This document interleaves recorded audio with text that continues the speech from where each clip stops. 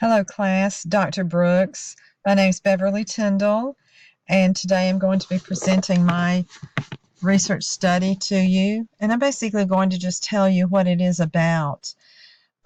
This is about people who are suffering from having had long-time exposure to religious fundamentalist teachings and practices. It's called in the research scrupulosity, which would be a term that most people have not heard of. It's very common in different parts of the country. There isn't anyone here conducting research or hosting support groups for the people who have had the problems with having had the exposure.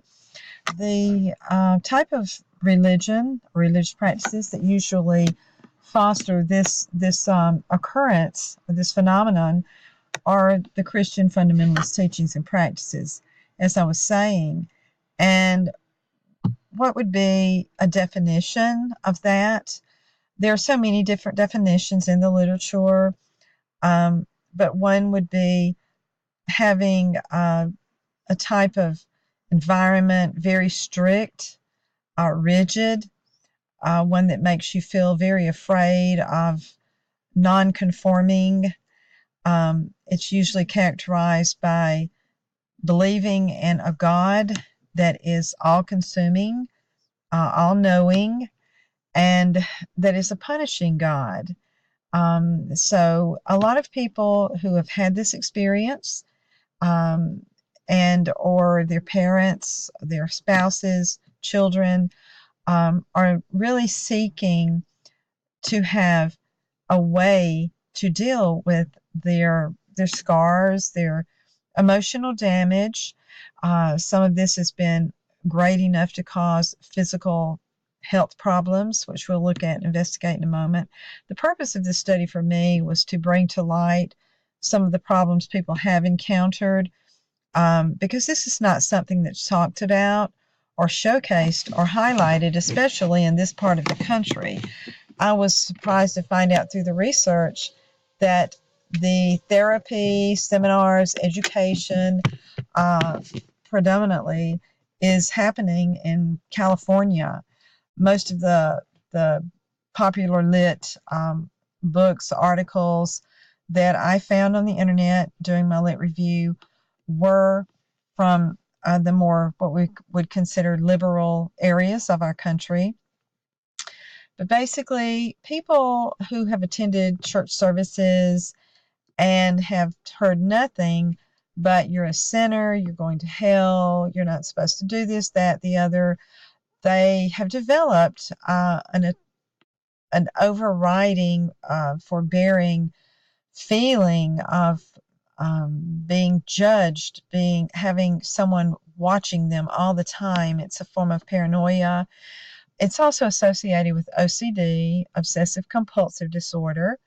Individuals who do have a tendency or predisposition toward that, a mental disorder, emotional disorder, um, have a greater um, challenge in dealing with their scrupulosity problems.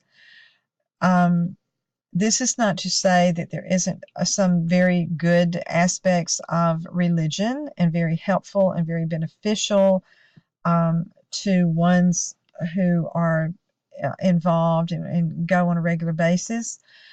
We all know people who are very, very active in their churches and synagogues and other denominations, and would not know what to do if they did not have that in their life.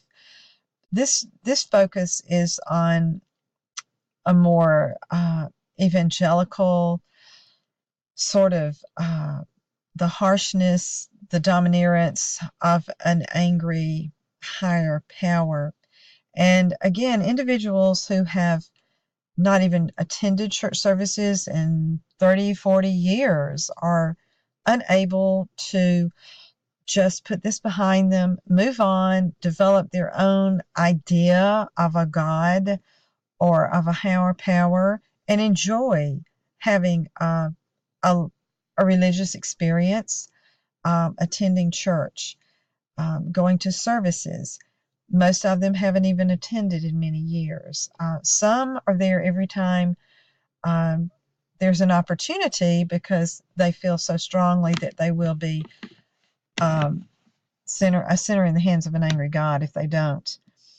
This phenomenon, scrupulosity, has brought forth the need for this topic to be made aware to people who are experiencing the trauma. Many times they don't even know what's wrong. They don't realize exactly the the effects. They were attending church. They were being told that this would make them happy. This would be a very fulfilling and life satisfying experience and solve all of their problems, which of course it did not. And they just want to leave the faith. They want to move on and heal, but are so perplexed and have no idea where to turn.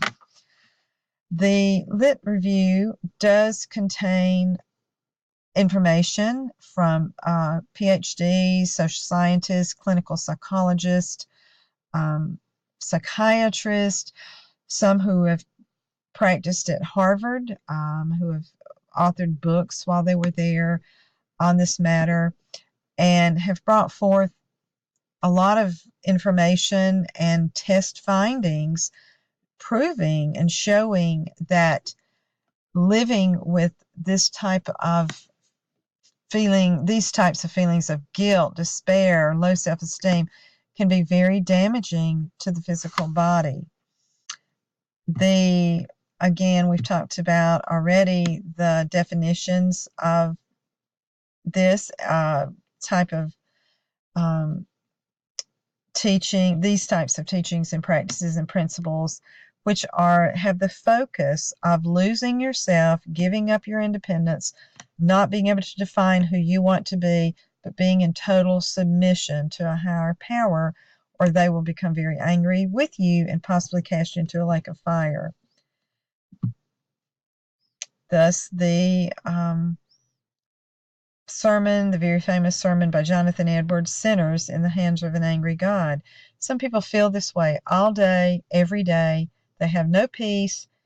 They obsess about everything in their life that they feel they did not do as well as was expected of them, thoughts they have in their mind that they can't control. And again, it is attached, not always, but sometimes to OCD. If a person has been experiencing that disorder already and have this coupled in tandem with that, with the OCD, then it makes it even more difficult for them to get through the day.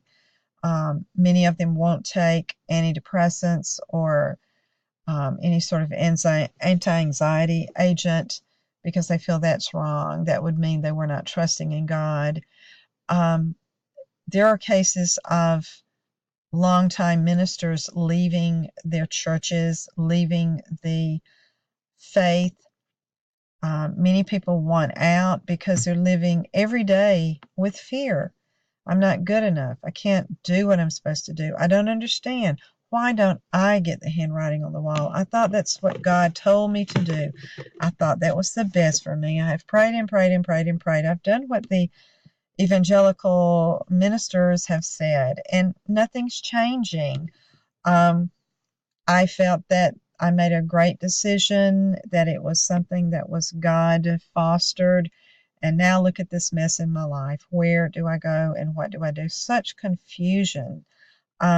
Again, and I don't really know much about this topic being discussed in the part of the country where I live, which is in the South, in the very deep South. So I feel that this is a very warranted research study. There does need to be more research done. There needs to be more contribution made, a greater contribution made to the literature. For one,